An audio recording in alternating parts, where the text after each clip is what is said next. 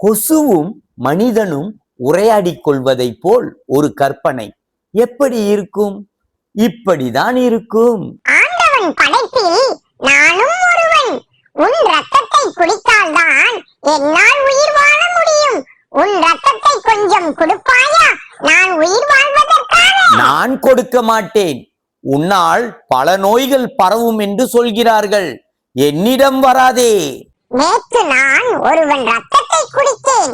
அவன் ரத்தம் மிகவும் இனிப்பாக இருந்தது. அதனால் அவன் ரத்தத்தை என்னால் குடிக்க முடியவில்லை. ஏன்? உனக்கு இனிப்பென்றால் பிடிக்காதா? இனிப்பென்றால் எனக்கு மிகவும் பிடிக்கும். ஆனால் டயபெட்டிஸ் வந்துவிடும் என்று பயமாக இருக்கிறது.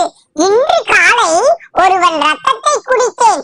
இன்னவரை எனக்கு போதை தெளியவில்லை. அவன் உடம்பில் ரத்தம் ஓடவில்லை, ஆல்கோல் தான் ஓடுகிறது.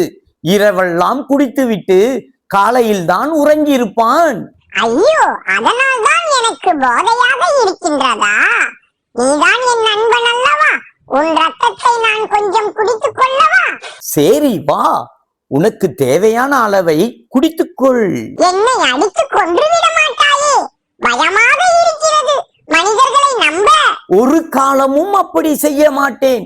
உனக்கு தேவையான அளவை வா குடித்துக்கொள். நம்பி வருகிறேன். கொன்று விட்டாயே துரோகி. மனிதன் அல்லவா? கொசுவே, நீயும் நானும் நண்பனாக இருக்கவே முடியாது. எப்பொழுதும் மனிதனை மட்டும் நம்பிவிடாதே.